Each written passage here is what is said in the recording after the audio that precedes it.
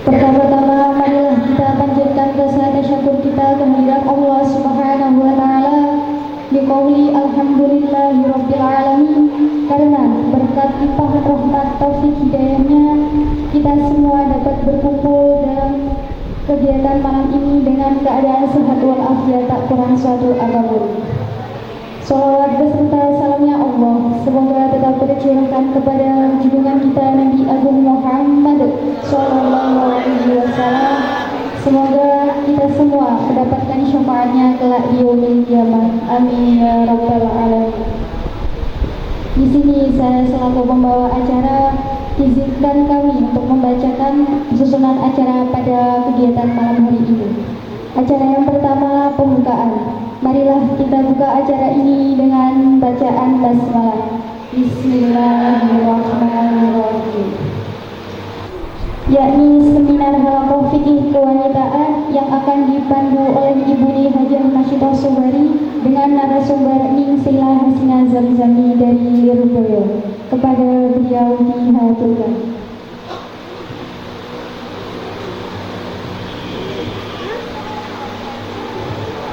Assalamualaikum warahmatullahi wabarakatuh.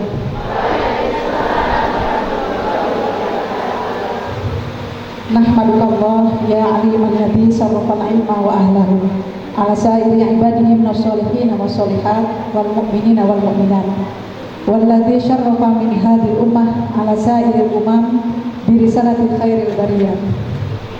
Wassalatu wassalamu ala sayyidis sadat sayyidina wa maulana Muhammadin sallallahu alaihi wasallam alladzi yahtammu bi umuri nisa ahammal muhimmat wa syarra'a lin nisa ay ya'rifna ahkaman allati tadullu ala yusril islam li ahwali nisa bis samahat wa ri'ayah. Amma ba'du. Fadilatul ulama murabbi rohina Kiai Haji Imam Samidin wa Ibu Nyai Sri Maria Hajah Sri Maria mata'anallahu baqaihi wa awlihi. Amin.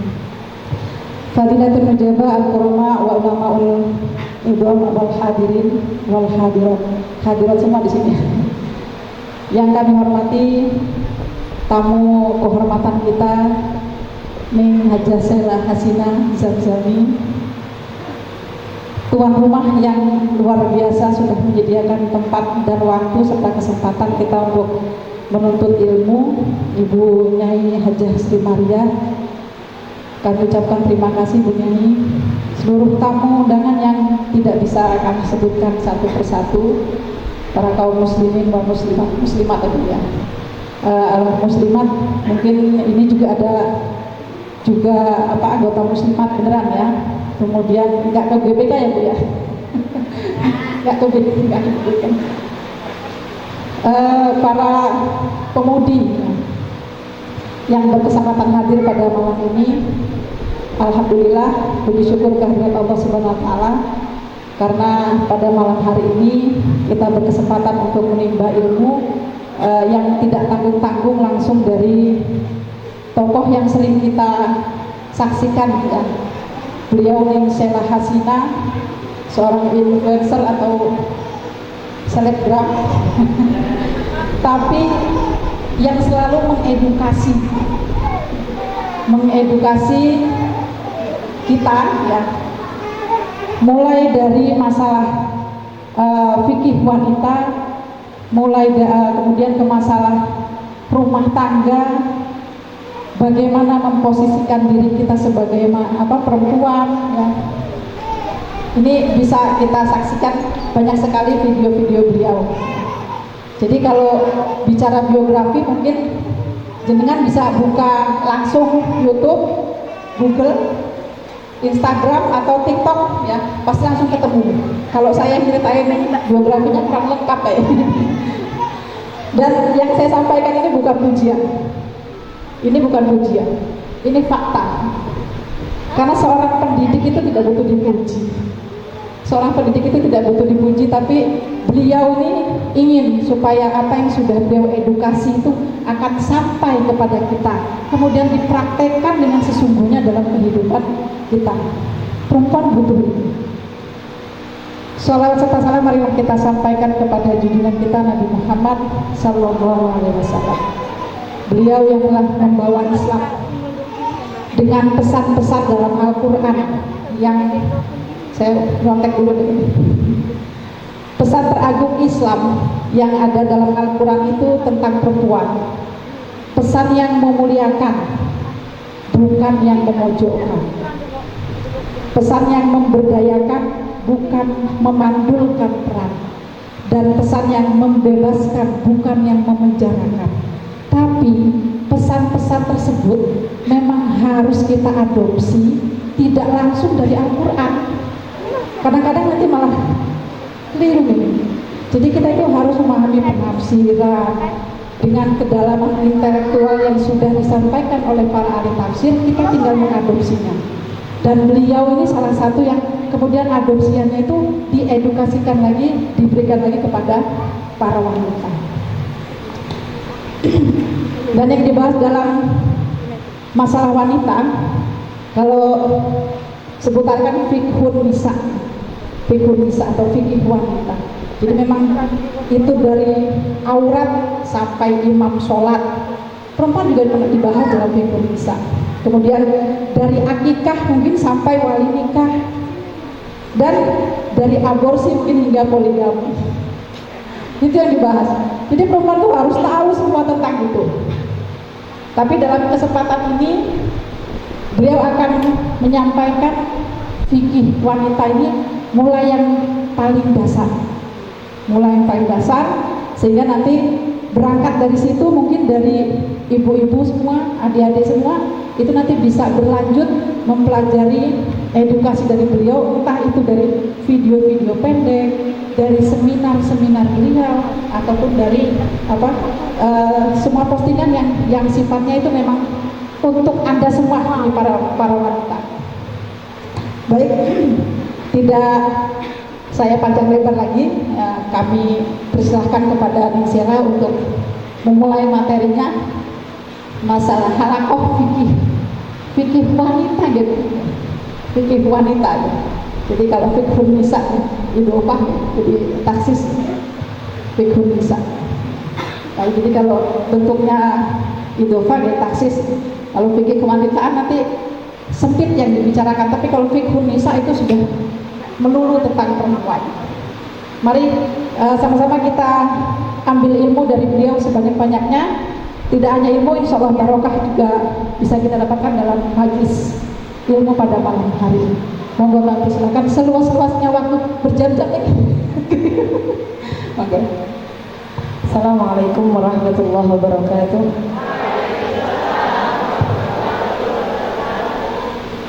Alhamdulillahirabbil alamin, wassalatu wassalamu ala asyrafil anbiya wal mursalin wa ala alihi wa sahbihi ajma'in. Amma ba'du. Yang kami muliakan para masyayikh, para sesepuh, wabil khusus Kiai Haji Imam Samidin beserta Ibu Nyai Sri Maria selaku pengasuh pondok pesantren Darul Muawanah, Ibu Nyai Masyitoh. Sebelumnya kita sudah pernah ketemu di Bandar Lampung. Ini di pondok pesantren ini kali kedua dalam satu majelis nih. Dalam satu frame, dalam satu majelis dengan Ibu Nyai Masyitoh dan ibu-ibu semua yang hadir pada malam hari ini. Semoga semua diberikan kelancaran urusannya, amin. Semoga semua diberikan kesehatan, panjang umur, amin amin ya rabbal alamin. Ini malam-malam kita bahasnya fikih wanita. Semoga bukannya nambah ngantuk tapi nambah semangat, amin. Ibu-ibu, malam ini pembahasan kita tentang fikih perempuan. Ini kalau yang di layar itu nanti sedikit berbeda dengan apa yang panjenengan dapatkan. Yang panjenengan dapatkan ini dasar, Kita insya Allah akan membahas tentang fikih yang meliputi darah, terlebih tentang haid, nifas, mandinya, sholat yang diqodho.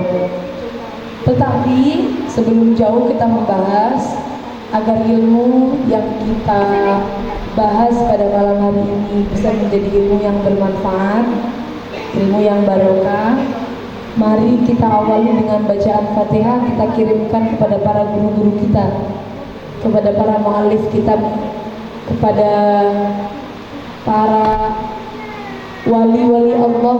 Semoga dengan berkah kita ngirim Fatihah ini betul-betul bisa paham, betul-betul bisa mempraktekkan, betul-betul bisa diamalkan, dan betul-betul bisa menjadi ilmu yang bermanfaat, ilmu yang memberkahi. Amin. Ila hadratin Nabi Mustafa sallallahu alaihi wasallam.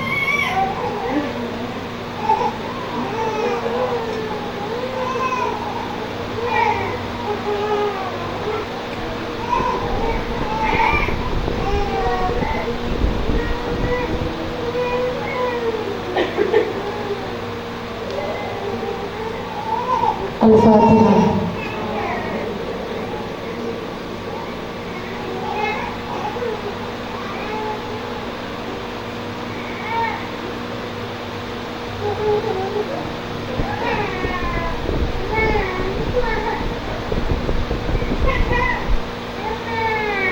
Bismillahirrahmanirrahim. Kalau bicara tentang darah, perempuan itu sebenarnya kalau keluar darah, hukumnya pasti tidak akan jauh atau pasti akan berputar di antara 3 hukum. Kalau tidak dinamakan dengan darah haid, ya namanya darah istihadah. Kalau tidak istihadah, ya namanya darah nifas. Hanya 3 saja.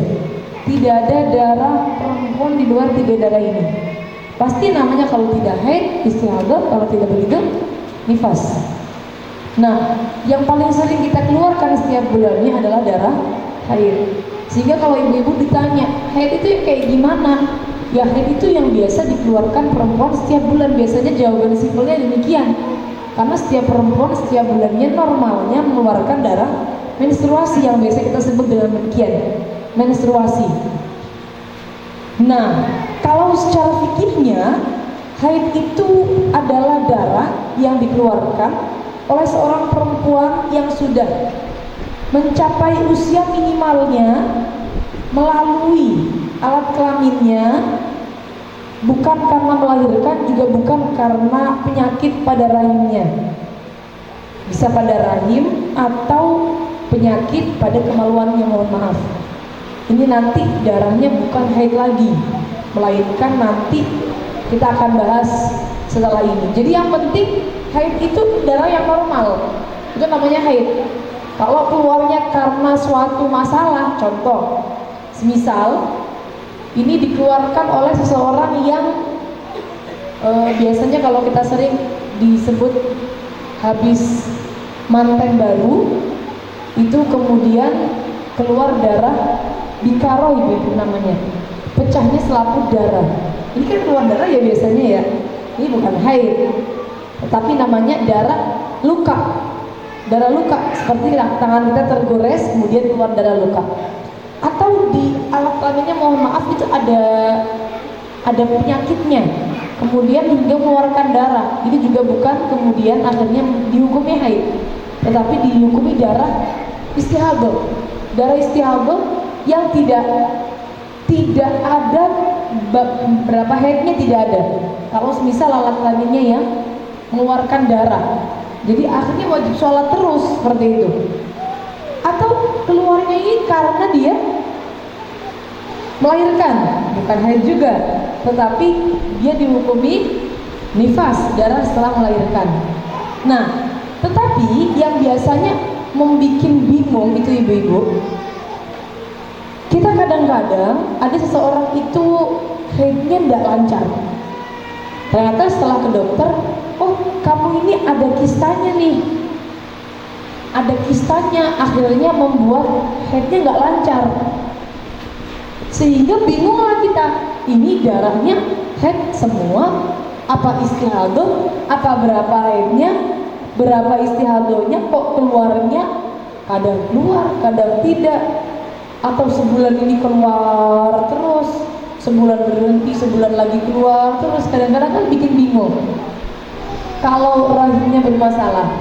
Nah, kalau semisal kita terdiagnosa, bukan kita, mohon maaf, kalau semisal ada perempuan didiagnosa oleh dokter mengalami penyakit, misal tadi contohnya ada kistanya, membuat dia keluar darah yang terus menerus hingga melebihi 15 hari, atau darah ini tidak beraturan, keluar berhenti lagi, keluar berhenti lagi sampai melebihi 15 hari atau bahkan sampai berbulan-bulan, maka ibu-ibu di sini kalau mau nanya hukumnya jangan tanya dokter, dokter saya berapa haidnya, repot nanti. Dokter yang ini jawabnya begini, dokter yang satunya jawabnya begitu.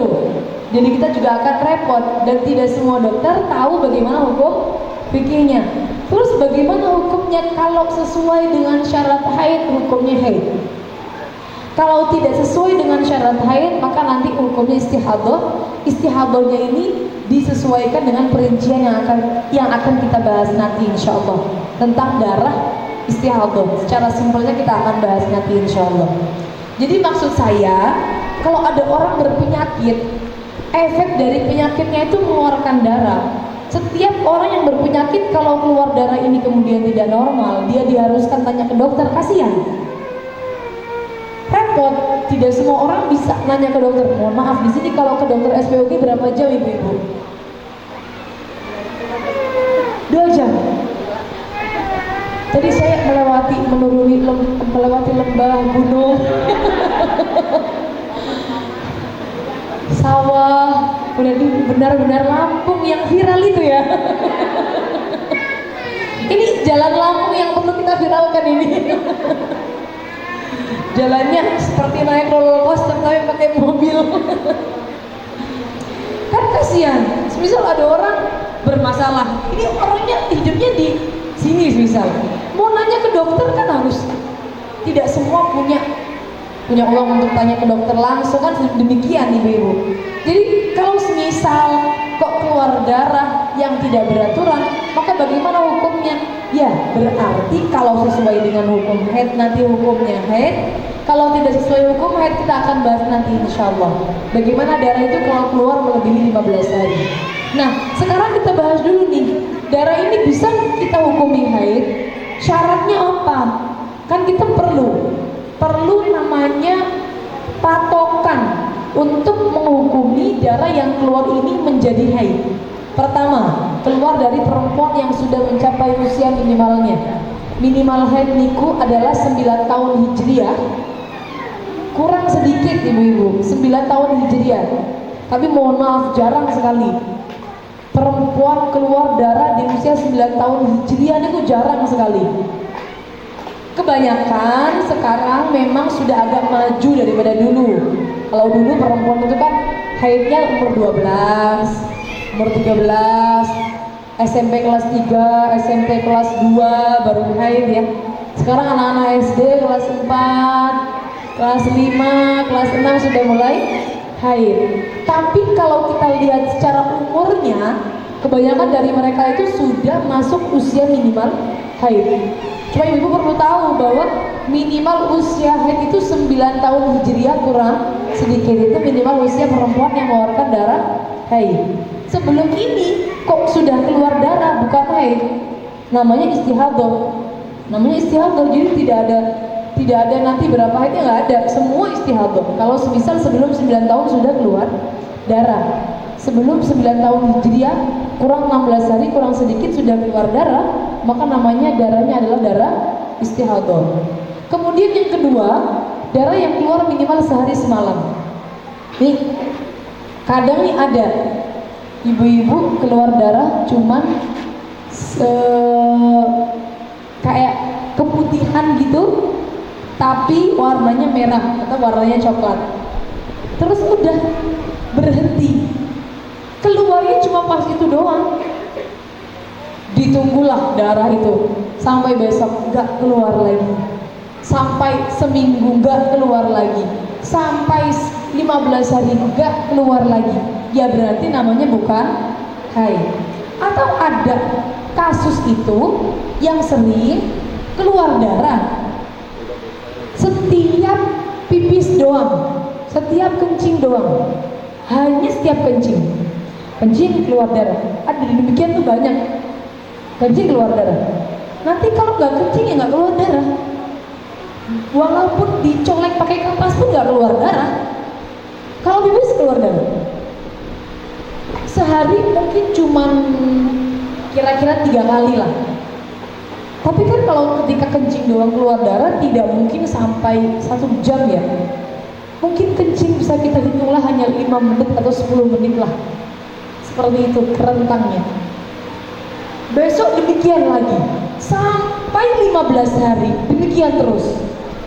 Kalau dijumlah semuanya totalnya tidak ada 24 jam. Maka ya berarti dari awal sampai akhir hukumnya adalah istihadah. Terus gimana kalau istihadah sholatnya? Jadi ibu-ibu, kalau semisal kita nih, perempuan itu kalau dia di waktu-waktu yang sudah memasuki usia minimal haid kok keluar darah, berarti kan darahnya ada kemungkinan darah haid, ya ibu-ibu ya. Dan juga ketika semisal sucinya sudah 15 hari, darahnya kan ada kemungkinan darah haid. Semisal dia keluar darah sedikit, contohnya tadi keluar darah seperti keputihan warnanya merah sedikit, yang harus dia lakukan apa? Berarti saya haid, karena darah ini bisa jadi hukumnya adalah haid. Kok kemudian darahnya berhenti walaupun sedikit nih, darahnya berhenti. Biasanya yang sering ibu-ibu itu kalau keluar darah sedikit terus berhenti, itu seringnya begini, udah jangan sholat dulu, nanti takutnya darahnya keluar lagi. Biasanya begitu. Akhirnya ditunggu, dia tidak sholat padahal darahnya tidak keluar, tidak sholat ya darahnya tidak keluar. Ditunggulah sampai besok, barulah kalau semisal besok darahnya tidak keluar betul, dia baru mau tuh sholat. Tapi kalau besok dia darahnya keluar, ya sudahlah, berarti darahnya betul-betul haid dari kemarin. Sebenarnya ibu-ibu, kalau semisal keluar darah sedikit terus berhenti, yang harus dilakukan itu apa? Yang harus dilakukan itu adalah sholat, tapi tidak perlu mandi besar. Karena mandi besar itu darahnya kalau sudah dihukumi haid. Sedangkan haid adalah syaratnya minimal keluarnya harus 24 jam. Kalau keluarnya baru sedikit, apakah sudah memenuhi syarat haid? Sudah atau belum? Belum. Karena belum memenuhi syarat haid, berarti darahnya belum dihukumi haid. Kalau belum dihukumi haid, kita wajib sholat. Kita wajib sholat, tapi tidak perlu mandi besar. Ini yang sering salah. Jadi tidak ada ketentuan kita harus nunggu dulu barangkali nanti darahnya keluar lagi. Tidak perlu demikian. Jadi semisal kok ibu-ibu nih, kadang-kadang kan di awal haid begitu emang ya, kadang-kadang keluar seperti cuma coklat bercak begitu, kemudian berhenti, 3 hari kemudian baru keluar darah yang deras. Itu kan selama 3 hari dia masa tidak sholat, kan repot begitu. Masa tidak sholat, libur sholat 3 hari padahal darahnya tidak keluar. Nah ini salah kalau misal tidak sholat. Yang benar bagaimana? Ya kalau darahnya keluar kita hukumi haid, kalau darahnya berhenti kita hukumi suci. Kita lihat darahnya 24 jam belum. Kalau belum 24 jam berarti tidak perlu mandi, cukup kita bersihkan, kemudian kita wudhu terus langsung sholat. Kok kemudian dalam rentang waktu 15 hari keluar lagi? Berarti darahnya haid lagi, nyambung dengan yang pertama. Sering kan ibu-ibu tuh begini, sering gitu. Jadi keluar hari tanggal 1 keluar darah misalnya, Tanggal 1 keluar bercak warna merah. Kemudian berhenti sampai tanggal 5. Di tanggal 5 baru keluar darah yang banyak nih. Tanggal 5 keluar yang banyak. Wah, ini bingung biasanya. Haidnya sejak kapan? Sejak yang tanggal 1 apa yang sejak tanggal 5? Mesti bingung, apalagi kalau bulan puasa. Ya ibu-ibu, bentar lagi kita akan ini sudah mulai sering-sering orang puasa Rajab, banyak yang puasa sunnah. Sya'ban, nanti ada puasa juga nisfu Sya'ban, kemudian lanjut Ramadan. Ini biasanya paling galau kalau pas waktunya puasa. Tanggal 1 keluar sedikit, dikiranya haid, ternyata berhenti. Sudah kadung puasa tanggal 2, 3, 4, 5